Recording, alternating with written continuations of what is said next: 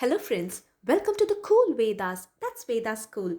In today's story, let's see about why Dharmaraja had to be born on earth as a mortal.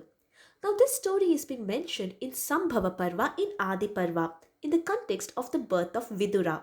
Now let's read along and find out the story. So long ago, there lived a great sage by the name of Mandavya.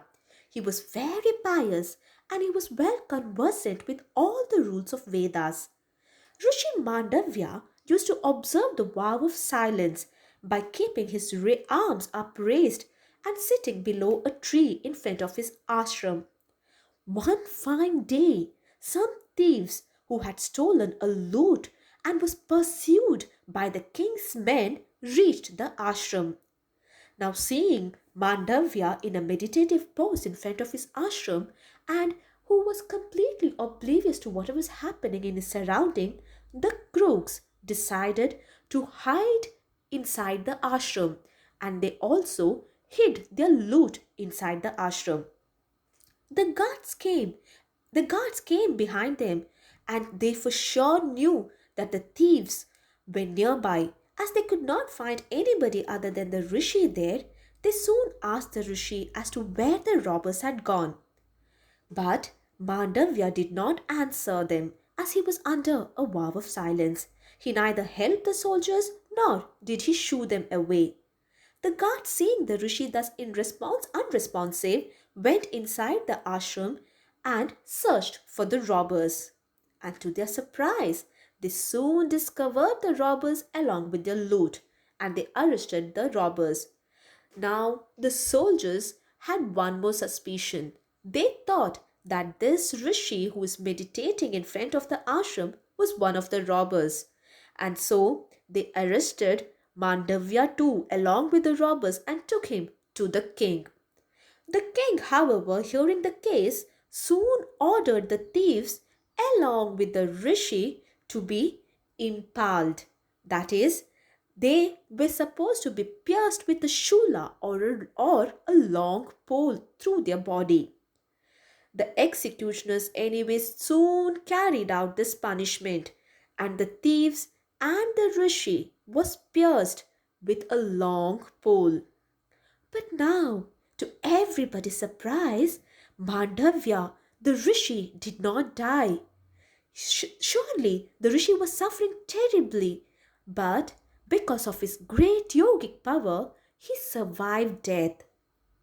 Now, this great rishi used to summon other sages to him, who used to visit the rishi in the night in the form of birds and other creatures.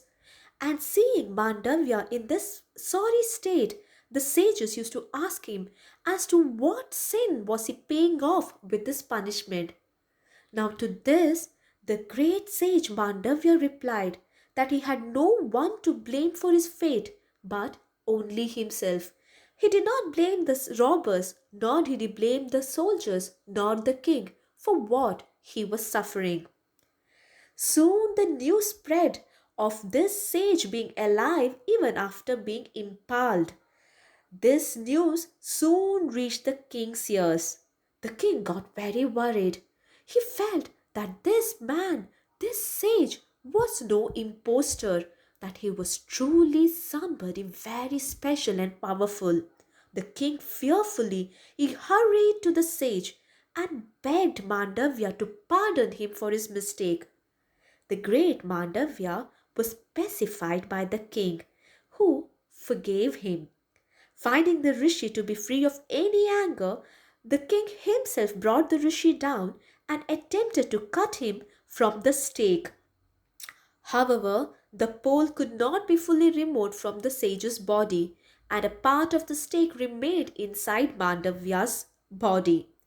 So then onwards, from that day onwards, this great rishi came to be called as Ani Mandavya, that is, Mandavya with a stalk with a stake inside his body.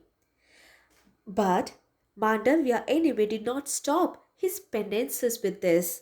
This great rishi soon resumed his ascetic penances and did the severest of austerities even with the Ani inside him.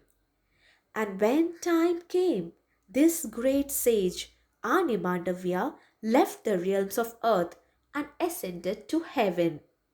Now, this is not the end of the story, it is just the beginning. So, in heaven, Animandavya met Dharmaraja, and Mandavya had a burning question inside him to ask Dharmaraja. As soon as he saw Dharmaraja, he asked him as to what was the mistake he did in his life for which he got the terrible punishment of impalement. To this, Dharmaraja replied that Mandavya had pierced an insect with a blade of grass. And Dharmaraja continued that a sin, however small, will multiply 100 to 1,000 times depending on the pain it causes the sufferer. Hence, you had to go through the punishment of impalement, O great one, said Dharmaraja. Now, hearing this, Mandavya wanted to know about at what age he had done that sin of piercing a small innocent insect. To this, Dharmaraja replied that he had done this act when he was a child. Now, this made Mandavya very angry. He said, "O Dharmaraja, you very well know that one cannot consider it as a sin what a child below 12 years does. The punishment that you have inflicted on me is disproportionate to my mistake. For this, O Dharmaraja, may you be born on earth in the Shudra order and suffer from all trials and tribulations to which a mortal is subjected." Thus, Animandavya cursed Dharmaraja, and from that day onwards he put forth a rule too. Animandavya said that he was establishing a rule that an act will not be sinful when done by somebody below the age of 14, as below that age, senses of virtue and sin do not develop fully in a child. Thus, this was the curse that Animandavya gave Dharmaraja, and due to this curse, Dharmaraja was born on earth as a mortal, as Vidura, the uncle of Pandavas and Kauravas, as a son of Vyasa in the womb of a Shudra woman. Now, this was the story of the birth of Vidura. For more interesting stories in Mahabharata, please subscribe this channel. Please like and share this channel. Thank you. Namaste.